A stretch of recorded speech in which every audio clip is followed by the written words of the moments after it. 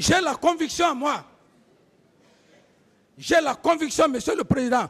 Moi, capitaine Moussa Dadis Camara, vous allez me libérer. Parce que personne n'a dit que je lui ai donné des ordres. Personne n'a dit qu'il est complice avec moi. Vous allez condamner le capitaine Dadis parce qu'il est président? Non, vous n'allez pas le faire, Monsieur le Président. C'est une responsabilité morale. Elle n'est pas pénale. Si quelqu'un avait dit ici, oui, le capitaine Dadis à l'époque, il m'a donné des armes, il m'a donné des véhicules,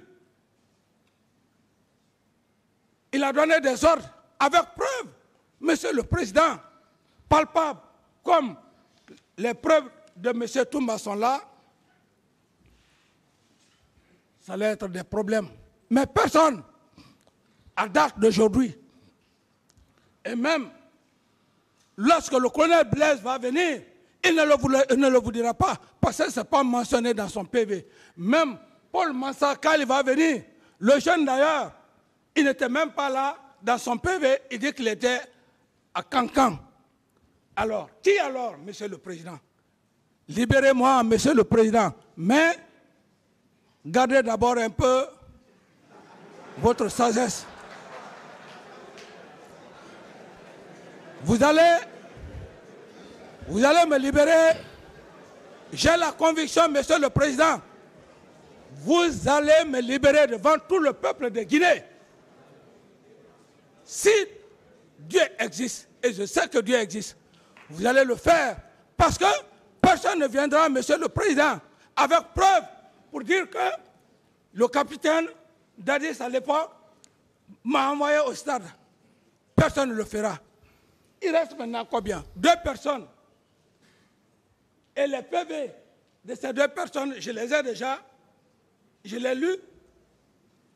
Alors, mais j'attends votre sérénité, Pacha, pour me libérer. Il faudrait que les éminents empereurs des poursuites puissent aussi être convaincus de ma non-culpabilité. Si vous êtes convaincus, et je sais d'ailleurs que vous êtes convaincus, parce qu'à date d'aujourd'hui, Monsieur le procureur, mes chers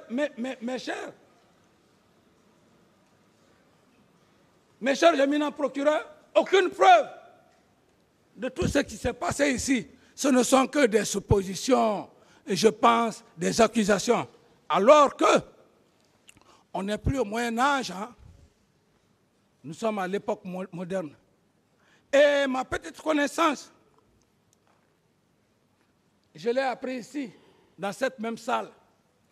Moi, j'ai déjà formulé ma propre définition en matière de droit pénal. Et quand, Monsieur le Président, vous allez me libérer, ma bourse d'études, je voulais faire les sciences politiques, j'irai maintenant pour le droit. Cette définition,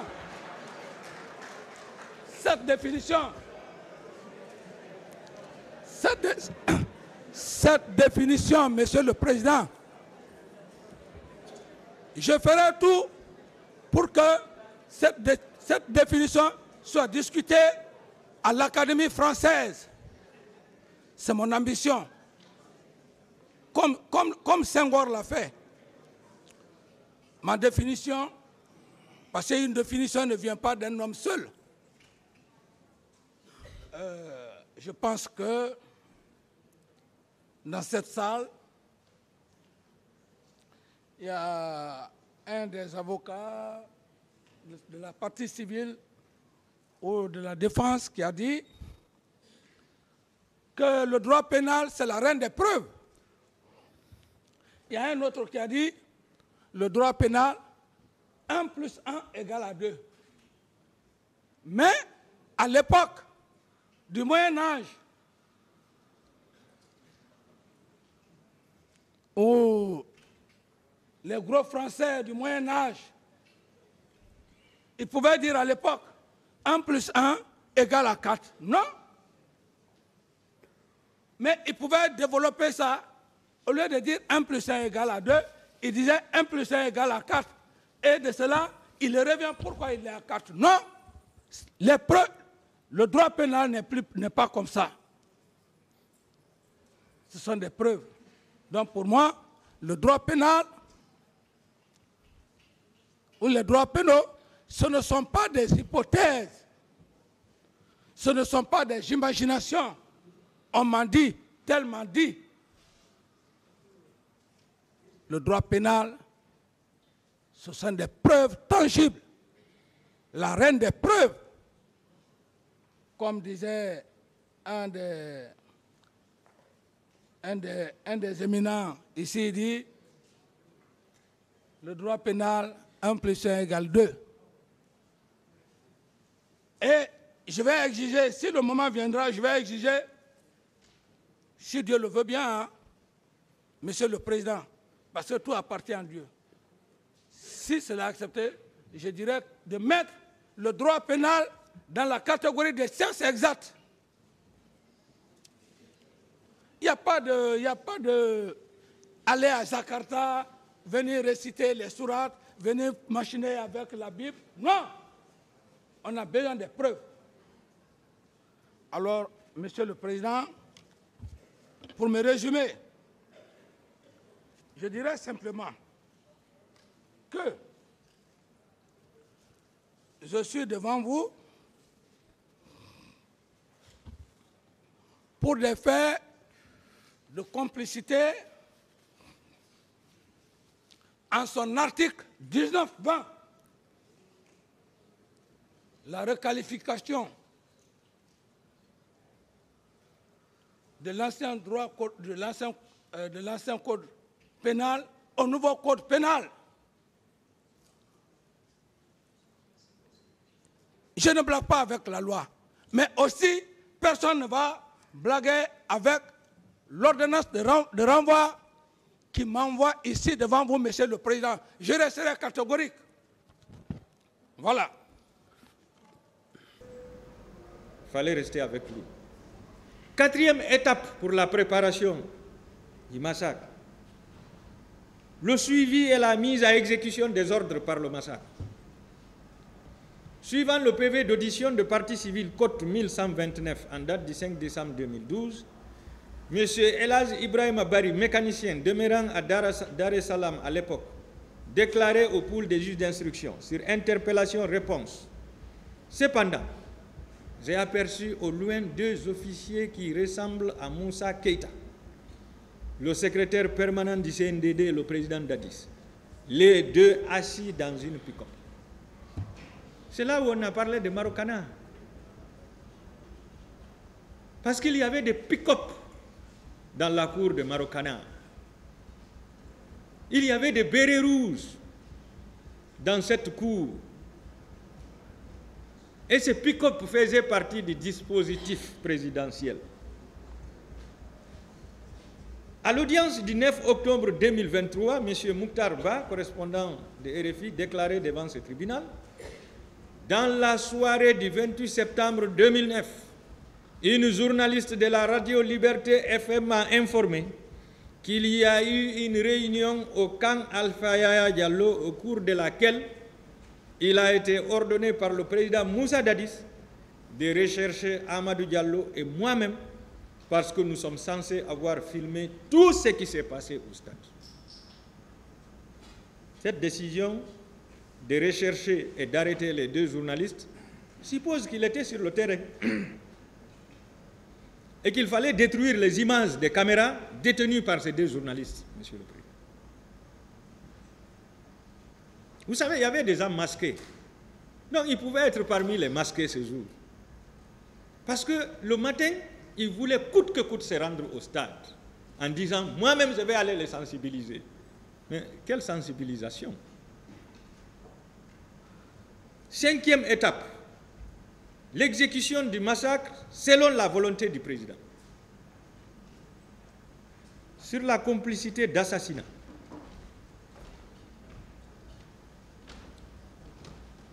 Je prends le PV d'audition de partie civile, code 1060, en date du 11 septembre 2012, de Mme Mariama Baïlo Diallo, marchande, domiciliée au quartier Dixine, École Rail, à l'époque, qui déclarait au pool des juges d'instruction, le 28 septembre 2009, étant à côté des leaders politiques, un militaire m'a ordonné de descendre.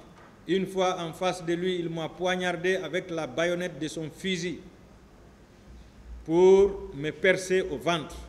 Par la suite, un autre m'a tapé sur l'épaule, ce qui paralysa complètement ma main droite. Ensuite, j'ai reçu une balle dans ma cuisse gauche. Étant dans l'impossibilité de quitter les lieux, j'étais obligé de rester avec les cadavres qui étaient autour de moi. C'est sur les lieux que ma copine a trouvé la mort par suite des fusillades. C'est dans ces circonstances que le vieux Tchernotidian de Djonfo a été gravement blessé. Là où ils sont, ils peuvent se rappeler. En plus de ces vieux, il y a un autre qui est mort à côté de moi, du nom de Mahmoudou. Personnellement, je suis resté avec les cadavres à l'enceinte du stade jusqu'à 19h30, heure à laquelle la Croix-Rouge est venue ramasser les cadavres. C'est lorsque le médecin a compté 47 cadavres. J'ai levé la tête pour lui dire qu'il y a 46 parce que moi, je ne suis pas morte. Donc le médecin compte 47, elle lève la tête, elle dit non, il y a 46. Il n'y a pas 47. C'est ainsi que le médecin m'a conseillé de rester parmi ces cadavres. Et par la suite, ils sont venus nous ramasser tous pour l'hôpital. Et c'est à l'hôpital que j'ai été retiré parmi ces cadavres pour mon hospitalisation. Donc, les 46 cadavres que j'ai parlé, ils viennent de la déclaration de cette dame, Monsieur le Président. Plus loin encore, elle déclare que c'est Dadis qui est responsable de ces crimes.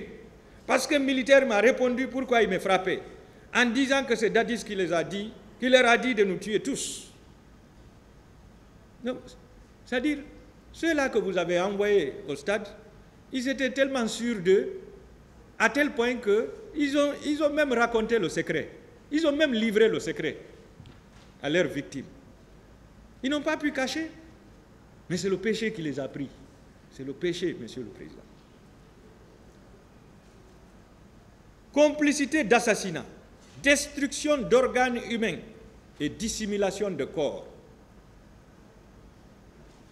Suivant PV d'audition de partie civile, code 1055, en date du 10 septembre 2012, M. Mohamed Saliou Diallo, marchand domicilié au quartier Koloma à l'époque, déclarait devant le pool des juges d'instruction: je porte plainte pour coups et blessures volontaires et pillage.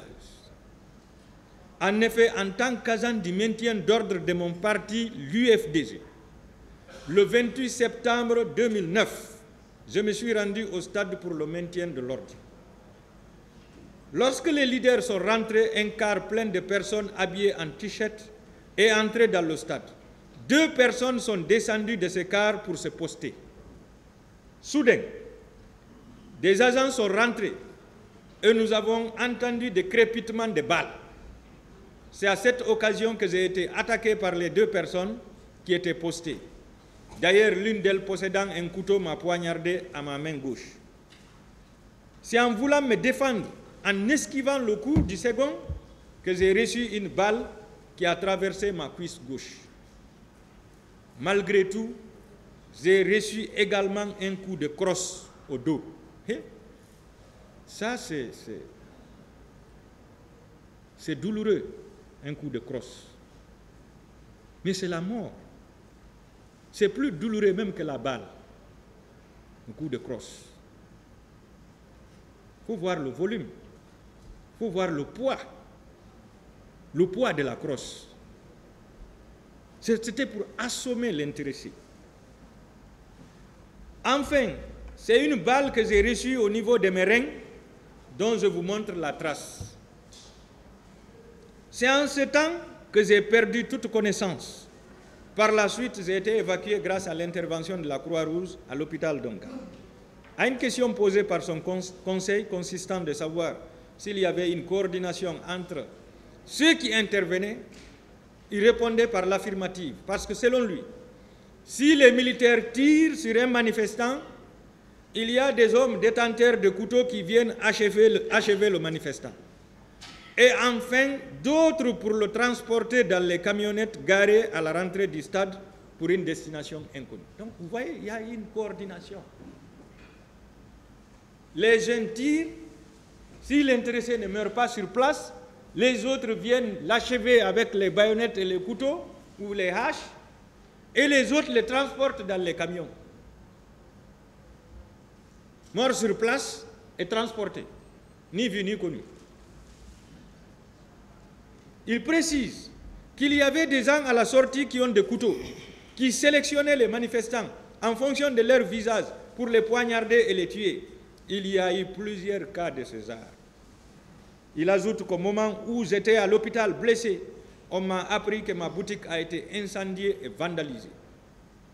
Sur la question des fosses communes, posée toujours par son conseil, il précise que selon un de ses amis, le nommé Alpha, qui vendait à côté du camp Samori à l'époque, disait avoir vu 41 corps de manifestants dans la cour du camp Samori qu'on a empilés en cassant à l'aide des barres de fer les bras, les jambes, partout où il y a des os, dans l'intention de transformer la personne en bouillie pour mettre dans les sacs et embarquer pour une destination inconnue. Donc si je vous parlais de 41 corps empilés, cassés, c'est sur cette déclaration, Monsieur le Président, je n'ai rien inventé. Sur la complicité du président Dadis de la dissimulation des corps. Monsieur Mamadou Bari, déclaré devant le pool des juges d'instruction, suivant PV d'audition de partie civile, code 1185, en date du 13 février 2013. Le 28 septembre, après la rentrée des leaders politiques, au moment où ceux-ci devraient s'adresser aux militants, nous avons entendu des coups de feu. Au moment des tirs, les gens tombaient de tous les côtés. Pour sauver ma vie, j'ai fait semblant d'être mort. Et je me suis couché au milieu des cadavres. Même si c'est moi, c'est ce que j'allais faire. Je n'allais même pas tenter de sortir, j'allais me coucher sous les cadavres. J'ai pu voir ce qui s'est passé autour de moi. Et je voyais des militaires, gendarmes et policiers en train de tirer sur les manifestants.